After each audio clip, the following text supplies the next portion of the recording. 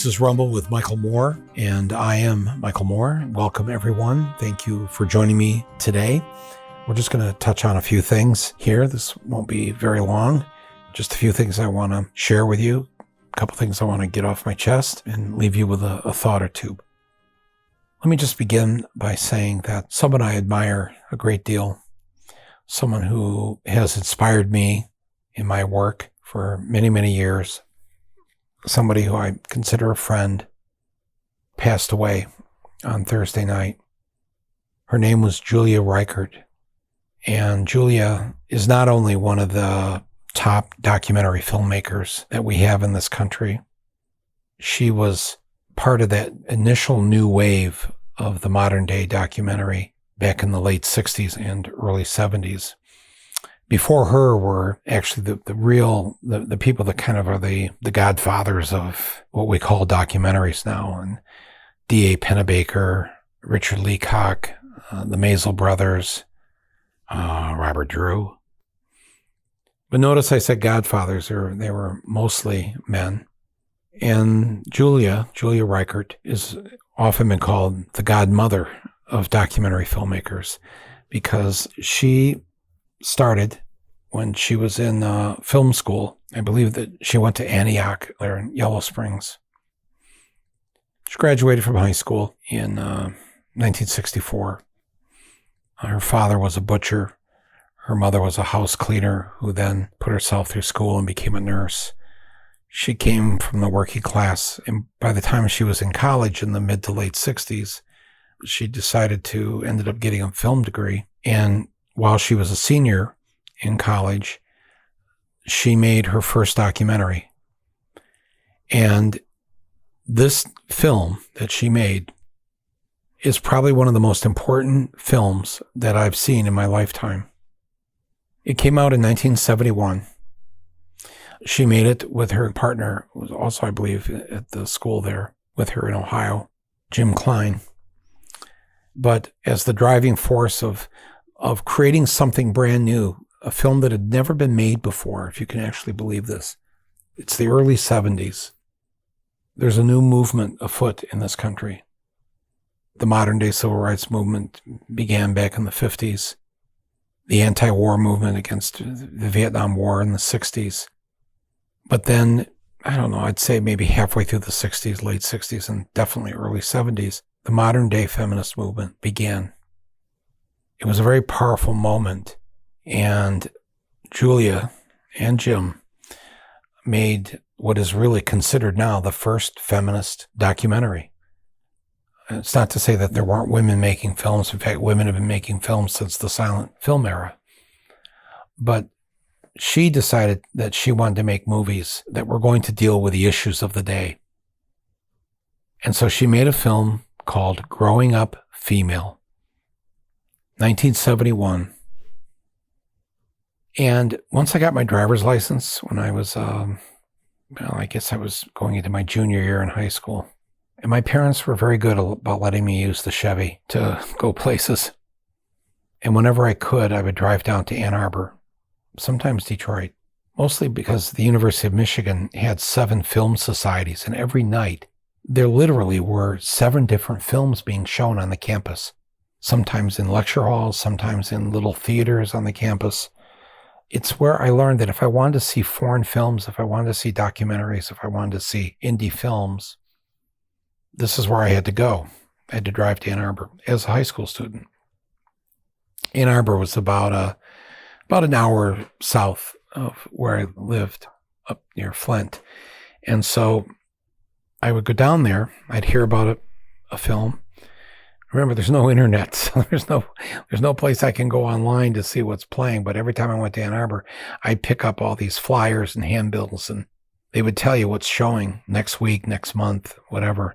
I would take all this back home, and I would sort of map out when my trips to Ann Arbor would be. And in this particular case, they were going to screen a film, not in a real movie theater, because if you know the story of this film, they had a very hard time getting distribution because who would want to see a film about, with a feminist storyline? I'm not even sure they were using the name feminist back. I mean, this is how, if you're listening to me right now and you're a teenager, you're in your 20s or 30s, if you were to watch this film now, it would seem like you've been transported to either to another planet or someplace way back in time, but it's only 1971. I mean, I know for you that does sound like a long time ago, but it's the second half of the 20th century. And she made this incredible film with Jim called Growing Up Female. And I drove down there and went in there and watched it. It was only about an hour long, some black and white. Remember, there's still students there at college in Ohio. And it blew my mind. I'm a kid. I'm 16, 17 years old. And nobody was talking about this up where I'm from and where I was living, and certainly not in school. And it laid out sort of a roadmap of how we as a society got to this place and got away with treating women the way that they were treated. And she covers the stories of 5 or 6 women. I think maybe a couple of them might have even been students, older women, women who worked, women who didn't work. And it just like, I must have sat there in that lecture hall in Ann Arbor just with my eyes bugging out like, what? Oh, so this explains this. Oh.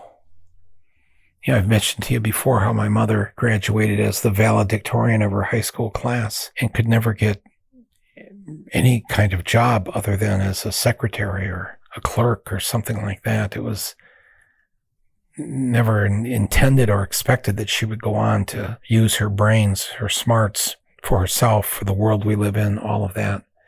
No, it was know your place. Know your place. Anyways, so I came home, couldn't get this movie out of my head. And I think back now, this movie by Julia, it had to have been the spark, an early spark in my brain that said, you know what? Movies, they could make something happen. First, just by educating people about what the hell's going on. And I'm still in my high school head, well, that was really, I don't know, man, that was really something. I didn't really talk like that then, but, when I look back at my teenage self, I do sound like that in my head. And it wasn't maybe 2-3 years later when I'm 19, 20 years old. And I had this idea of I should start showing movies. Like, let's just get a hall or let's rent something, because so many movies were being made about the war, about civil rights, and of course, women's rights now with Julia and and she had such a hard time getting this film released. Like, nobody's going to buy this. The studio's not going to buy it. They're not going to distribute it. So she and I think 3 other women who were also trying to make their films, along with Jim Klein, they formed a collective down there in Dayton, Yellow Springs, called New Day Films. And they ran it as like a co-op. Everybody had a democratic vote, and they would distribute the films in this way. And when I finally was able to open my first, I'll call it a movie theater, but it was really I rented this auditorium on the Flint University of Michigan campus on Friday and Saturday nights, just to start a film series, basically. And this was one of the first films. And I would get other films from New Day Films, but it's one of the first ones I wanted to show to people. And then I saved up some money and I bought a copy of it, a print, so I could just keep it and show it at various groups and activists and political and whatever. And people watch this, and this is like, wow, growing up female. How come nobody's ever really talked about this or made a movie about it? It's very powerful. She passed away on Thursday night. Cancer. She'd been fighting the cancer she first had, a form of cancer back in 2006. That went away. It never came back. Then she got cancer in another part of her body. I don't know, somewhere around 17, maybe. The last time I saw her was in 2018.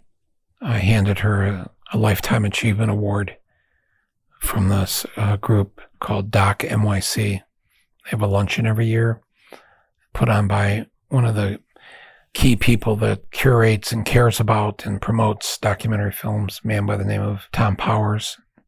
And it's not just Tom, it's also his wife and other good people.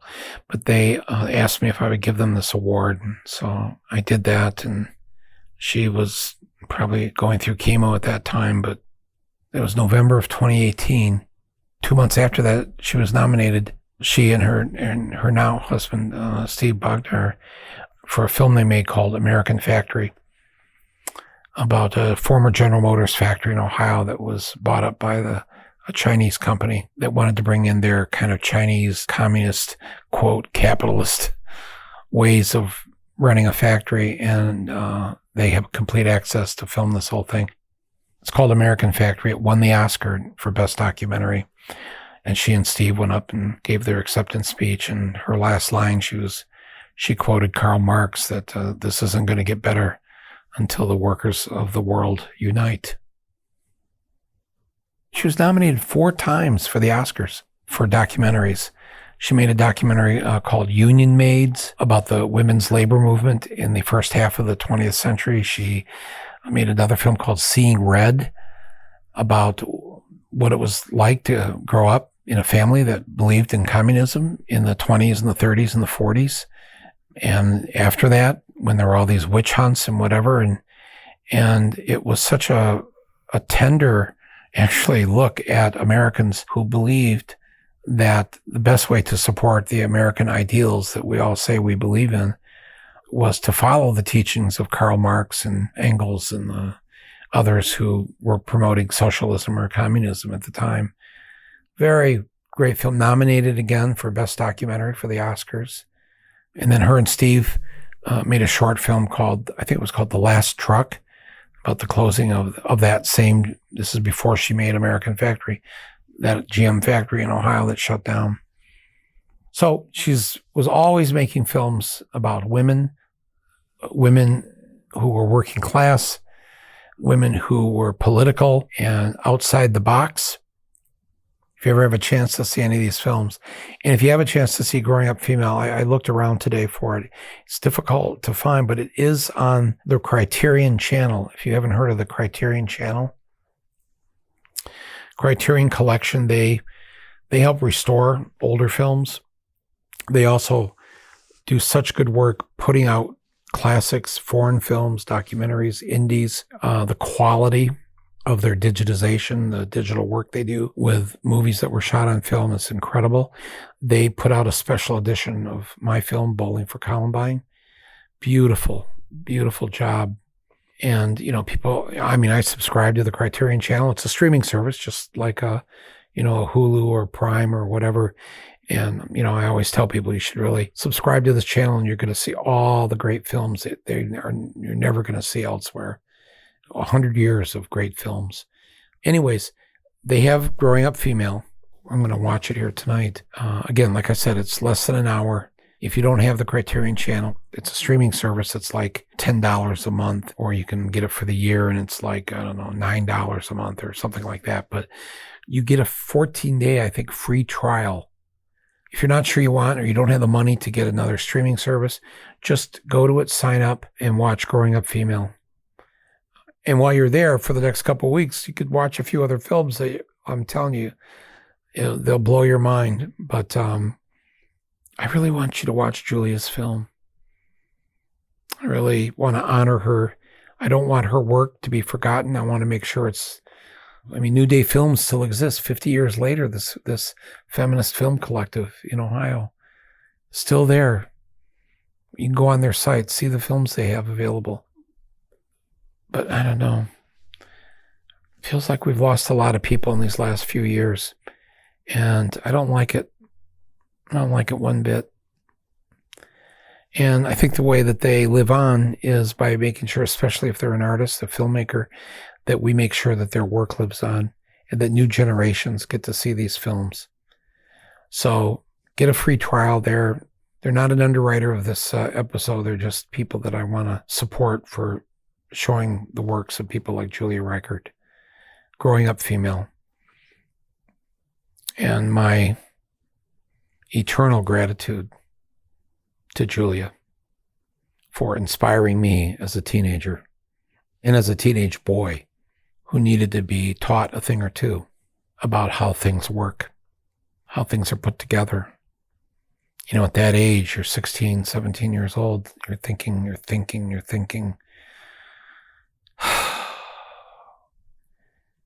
And what if there hadn't been a Julia Reichert? Well, I have a lot of gratitude in me to the people that came before and did the important work and the heavy lifting. Thank you, Julia. And Jim, and her nephew Jeff, and her daughter, and everybody else, the whole gang at the Feminist Film Collective there. Thank you. You did important work, and you were the first to do it.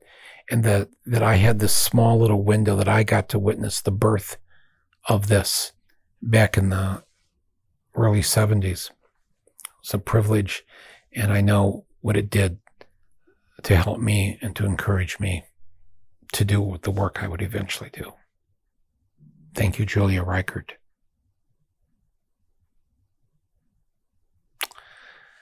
I should thank the people here who are underwriting today's episode. Frankly, this episode is being underwritten by a documentary called Retrograde.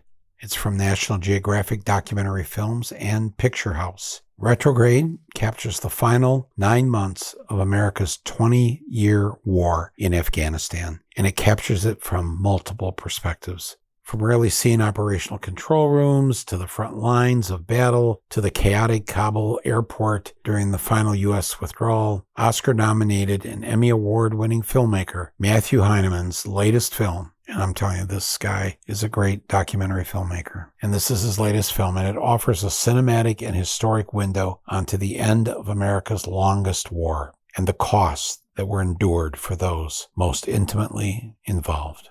Retrograde documents what happened during an incredibly detrimental time for Afghanistan in what will likely be remembered as a defining moment for America and American foreign policy. Retrograde will be available to stream on Disney Plus and on Hulu this month, December. Please check out this amazing film. And thank you to National Geographic and Picture House for underwriting today's episode, especially one where we got to honor one of our most important documentary filmmakers of all time. Okay, so we're back now, and the United States was in the World Cup here this morning, but the United States lost today to the Netherlands, otherwise known as Holland, otherwise known as the Dutch. How did they get 3 names? I mean, seriously, I mean, no offense. You know, yes, they were one of the early plunderers and looters in the New World here, but can't they just pick one? You're either the Netherlands or you're Holland, or just call the country Dutch and you're the Dutch and that's it. It's the same thing that bothers me about Australia. Not so much the name. They use the same name, but they claim to be a country, a continent, and an island. You can't be all 3. You got to pick one. You know, be a country, you're a country. Or you're a continent, you're a continent. Or you're just a big ass island, be that then. Oh, it's the island of Australia. These are things that I used to think back in, 5th grade geography. How did the Netherlands get 3 names? Now, I know there's Dutch who are listening to me and thinking, okay, Mike, we thought you were smart. You're just another idiot from America. And actually, there's a reason why it's the Netherlands, and there's a reason why it's Holland, and there's a reason why we're all high all the time over here. But anyways, congrats to the Dutch, the Hollanders, for winning today. And major congrats to the U.S. team, who went far beyond what they were expected to do. They were supposed to have been crushed a long time ago. The U.S. men's team, if you follow this at all in soccer, what we call soccer, the World Cup football, I don't think we've got to the quarterfinals maybe twice in how many decades? I mean, the women's team, U.S. women's team are great, world champions, but not the men. So the men have progressed here mostly by refusing to lose. They haven't really won much either. They tied 2 games, and then they beat Iran. And, I have to be honest, watching the game between the U.S. and Iran, I wanted the U.S. to win, of course, but I also was kind of secretly rooting for the Iranians. Because, man, I was so proud of them. The first game, when the World Cup began a couple weeks ago, first game that Iran played in, they have to stand for their own national anthem and sing it. And they all stood there with their mouths closed. They refused to sing the Iranian national anthem, the Iranian team of men, as part of their statement, their protest against how the women were being treated in Iran, right now and for long before right now. And it was a powerful, powerful moment. And then I just thought, oh boy, are they going to have to pay for this? And then they lose to the United States. If you watch that game, it's almost, I don't want to say that they didn't try, but they're a decent team, and it was like the life somehow had been sucked out of them, and the United States won. And it was really, really nice to see that members of the U.S. team, when it was over, went over and hugged some of the Iranian players, knowing that they may be going back home to suffer some sort of punishment for taking a political stand. But, the world doesn't change unless we're willing to take risks. So I was kind of feeling for them all during that game and hoping that they would at least put on a good showing for themselves, and hoping they wouldn't be punished when they got back. In American football, what we call football, I never was into soccer because I wasn't around, when I was in high school. But man, so I'd really never gone to a soccer game, and I was in London doing a show back in 2002. So it'd be 20 years ago right now, this month. I did a one-man show in one of the London theaters, a place called the Roundhouse. And it was a great experience, and I had a great time there. But a couple of people took me to a soccer game. Arsenal is one of the teams. They have a big stadium, and they were playing a team from another part of London called Tottenham. So it was Arsenal versus Tottenham. And, I never liked this game because it just seemed so boring. Sometimes the game ends, there's no score. It's just 0-0, or what they call 0-0. But I sat there, and it was really kind of fascinating to watch the choreography of the whole thing. It was really, and speaking of choreography, when one of the players would score a goal, the whole place would rise up and start singing a song in their honor. And it was weird. It was, the lyrics belonged to the British fans, but the music was like a Broadway show tune or an American, old American classic, and they're using these tunes. It was weird and funny and exciting. And I don't feel like singing here today, so I'm not going to sing you any of their songs. But, oh, I know. I can hear you begging me right now, right? Okay. They had this one player from Senegal. His name was Patrick Vieira. He scores a goal. 70,000 people stand up and start singing, Vieira, whoa, whoa, whoa, whoa. He comes from Senegal. He plays for Arsenal. That's all I can remember of the song, but it just goes on and on. Then this other guy, Freddie, he was a Swedish player playing for the British team, Arsenal. He scores a goal. Redheaded kid from Sweden. Again, they all stand, the whole stadium. We love you, Freddie, because you've got red hair. We love you, Freddie, because you're everywhere. I mean, it's so weird. Show tunes, but with these lyrics. Anyways, they beat Tottenham, I think 2-0, I think was the score. And they have to, because of past incidents at soccer games, the opposing fans are penned in, like down in a corner opposite, the rest of the field. And they've got these London cops that surround the whole place. At least they did back then, in these yellow raincoats. And so Tottenham loses, and everybody, all the Arsenal fans, stand up, and they started a song to them, to the opponents who lost. I thought, well, this is really sweet, and this is how it went. Bye bye Tottenham, bye bye Tottenham, bye bye Tottenham. We hate to see you go. And then they go into the second verse, really loud. Fuck off Tottenham, fuck off Tottenham, fuck off Tottenham. We don't hate to see you go. Oh, man. It was really something, though. And I didn't know how they score the game and everything, and how the different rules. And I'm asking this guy next to me, okay, tell me what's going on right now, because the Arsenal guy has the ball. He's got his foot on the ball, but he's slowed up. Why is he just running and kicking it in the goal? There's just the goalkeeper there. There's nobody else from the other team. Why does he just run, go? You got the ball.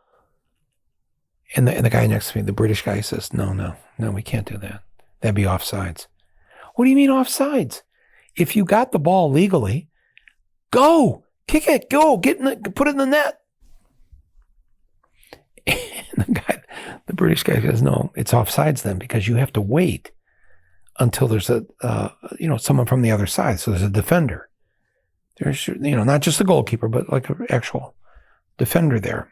I'm probably, for those of you who are true soccer fans, you can explain this better than I'm explaining it the way it was explained to me. But my first thought was but when we have the ball, we just go for it. We don't care about anything or anybody. It's our ball, my ball. I got the ball. I'm going into the end zone.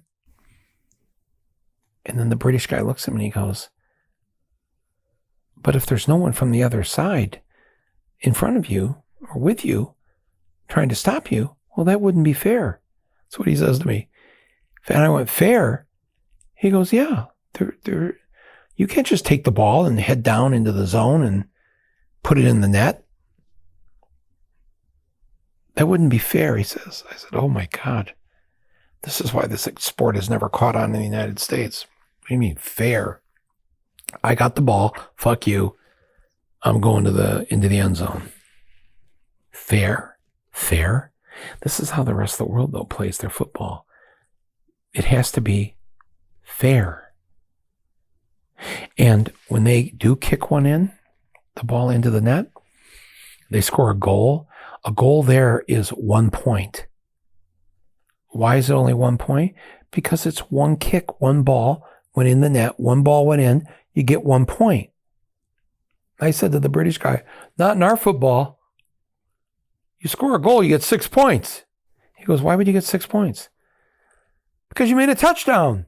You took the ball into the end zone. You get 6 points. He goes, isn't that a bit much? He says, you just scored one touchdown. You should get 1 point. I said, man, you would never make it in the United States. It's 6 points. 1 point is when you kick the extra point. Then you get 1 point. But if you kick a field goal, you get 3 points. He goes, why, does the ball go through the goalpost 3 times? No, once. Well, then the field goal should be 1 point. I'm like, okay, guy, don't ever show up at Giant Stadium. This is never, and don't stand up and sing one of your show tunes if you do go to Giant Stadium. You're going to be in a lot of trouble. But all kidding aside, it was really, it was kind of an education, like almost a poli-sci lesson about, yeah, this is the way the rest of the world does it. You score 1 point, you get 1 point. You got the ball, you got to wait till somebody is, so you're not offside, so it's fair. That's why it's good to get out of the country every now and then, see how the rest of the world lives. See how they do things. I've done that because I've made films about how they do healthcare in other countries and how they, take care of people when they're sick or when they're old. But I've never thought about using sports as sort of a metaphor for this is also how they think too. Fairness and helping each other and having a safety net. Maybe someday I'll do something with that. I hope the Iranian team's okay. Congrats to the U.S. team today. They were supposed to have been crushed a long time ago, like the Democrats were supposed to have been crushed in last month's election.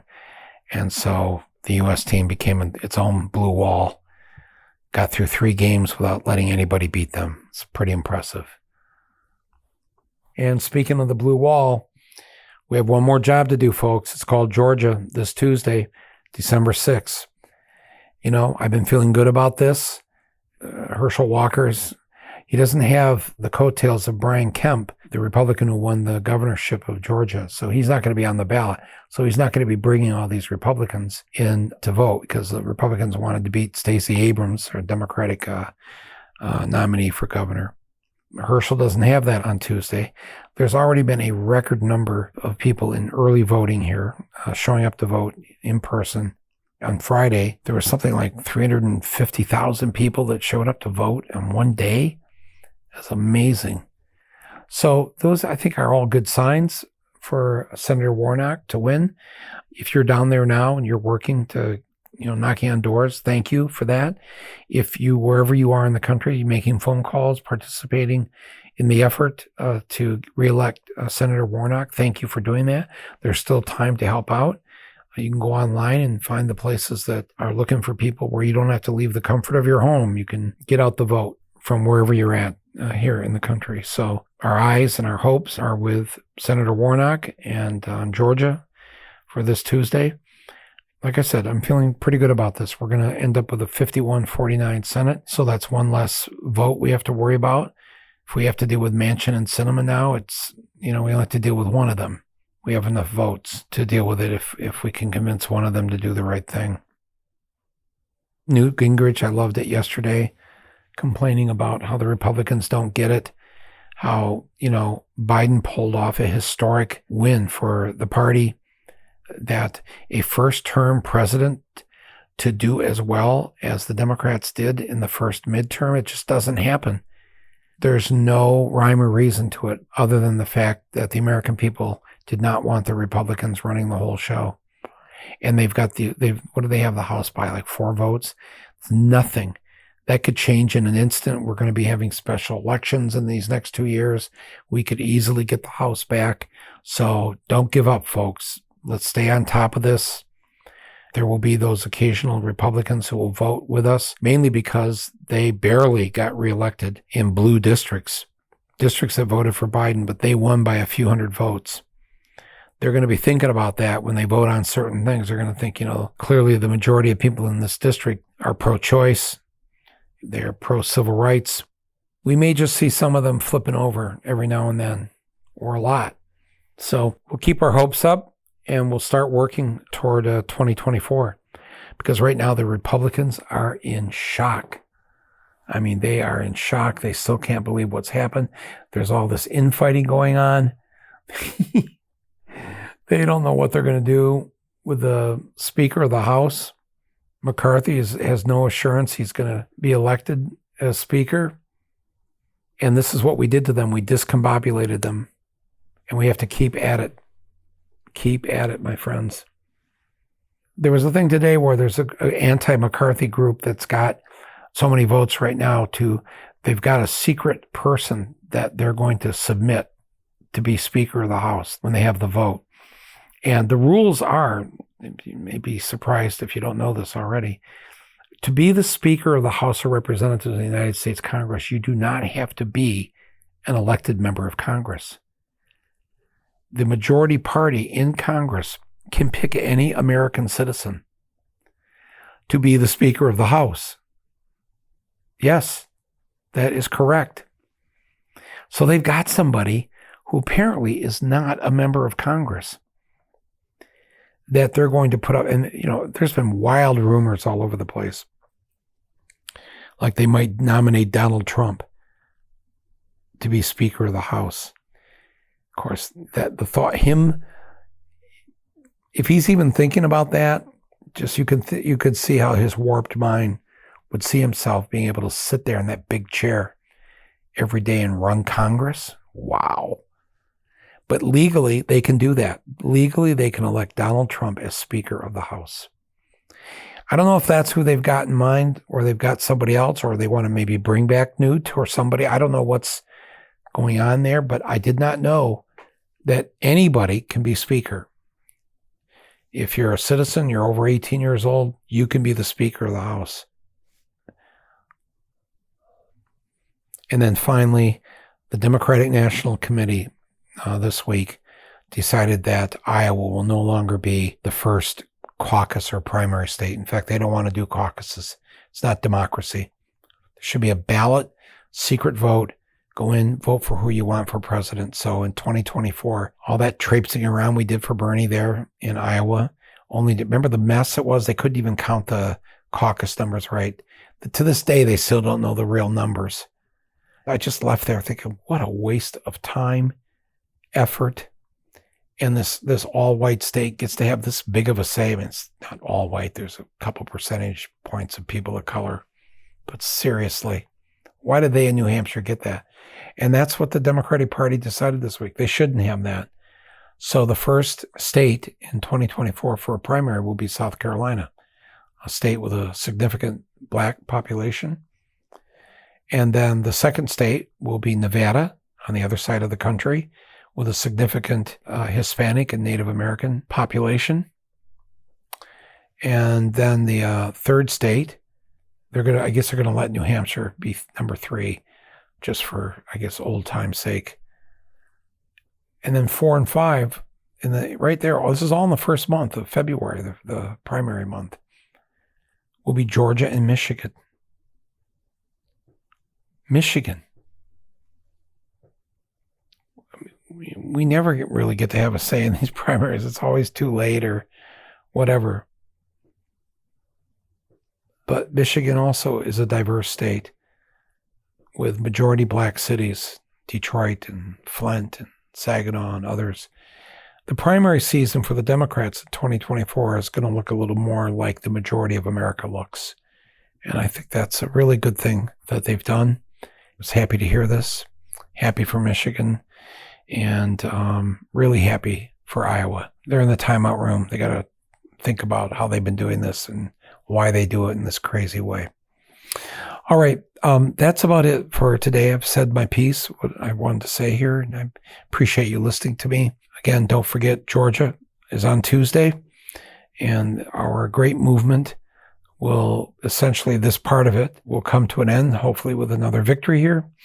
And then we've got to deal with the traitors who got elected to the House of Representatives, the Republicans who voted to overturn the 2020 election on the night of January 6, 2021, voted to essentially overthrow the government by not letting Joe Biden enter the White House. We're going to do something on this coming up called House of Treason. Got other things planned here. So let's have a good month. It's December. Lots of holidays, lots of good cheer, and lots of good things. Lots of ruckus and rumble that we're going to cause coming up here in 2023.